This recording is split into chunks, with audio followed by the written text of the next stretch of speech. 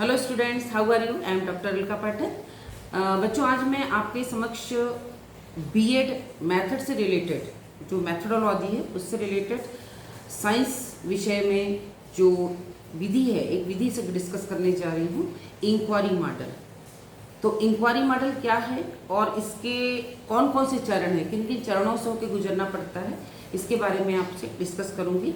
तो inquiry model क्या होता है इसके बारे में मैं आपको पहले बताऊंगी, उसके बाद उसके चरण। तो इंक्वायरी मॉडल क्या होता है? इंक्वायरी मॉडल वह होता है जिसमें छात्र वैज्ञानिक पद्धति से, अब वैज्ञानिक पद्धति कैसी होती है? सिस्टमैटिक, वैज्ञानिक पद्धति के आधार पर समस्याओं को हल करते हैं।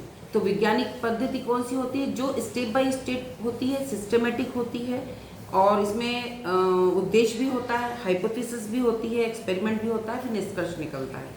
तो इस टाइप से जो इंक्वायरी मॉडल होता है तो उसको हम एक विधिवत तरीके से संपन्न करते हैं और सिस्टमेटिक तरीके से उसकी समस्याओं का समाधान निकालने में वो हमारी मदद करता है। ये होता है इंक्वायरी मॉडल। ओके, अब इसके चरण कौन से होते हैं उससे आपको और भी क्लियर हो जाएगा।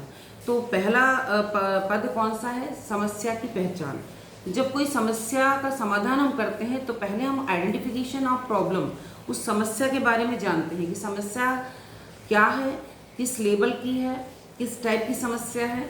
तो उसी प्रकार से हम उसको हैंडल करते हैं। फिर उसके आधार पर हम दूसरा स्टेप है क्वेश्चन का फॉर्मेशन, यानी प्रश्न निर्माण।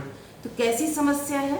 वो बच्चों की समस्या है, बड़ों की समस्या है, किस लेवल की समस्या है, लर्निंग की समस्या है या पर्सनालिटी की समस्या है, जो भी समस्या है उससे रिलेटेड हम क्वेश्चंस तैयार करते हैं कि जब हम समस्या का समाधान करते हैं तो उसके लिए हमारे पास कुछ प्रश्न होना चाहिए। तो प्रश्न का हम निर्माण करते हैं। देन उसके बाद उस प्रश्न के आधार पर उद्देश्य तैयार करते हैं और उद्देश्य के आधार पर हम हाइपोथेसिस यानी परिकल्पना तैयार करते हैं। जैसे हमारे उद्देश्य होंगे वैसे ही हमारी हाइपोथेसिस होगी।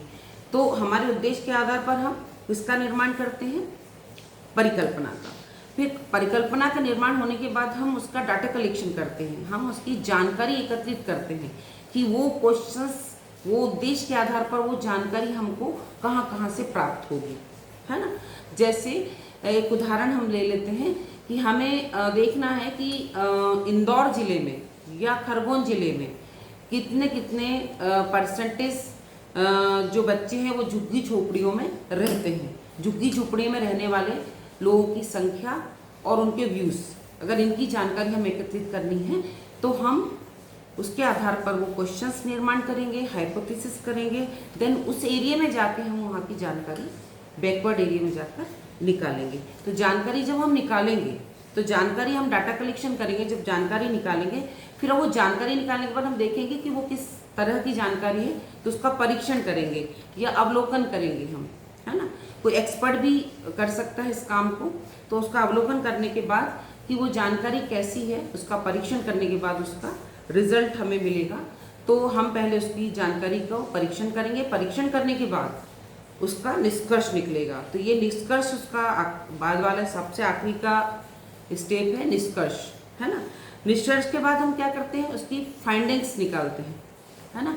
तो फाइंडिंग्स उसकी हम निकालेंगे कि कौन कौन सी उसकी फाइंडिंग्स हैं। तो ये उसके जो हम बात कर रहे थे आपसे कि इंक्वायरी मॉडल है, तो इंक्वायरी मॉडल के ये स्टेप होते हैं जो मैंने आपसे अभी डिस्कस किए।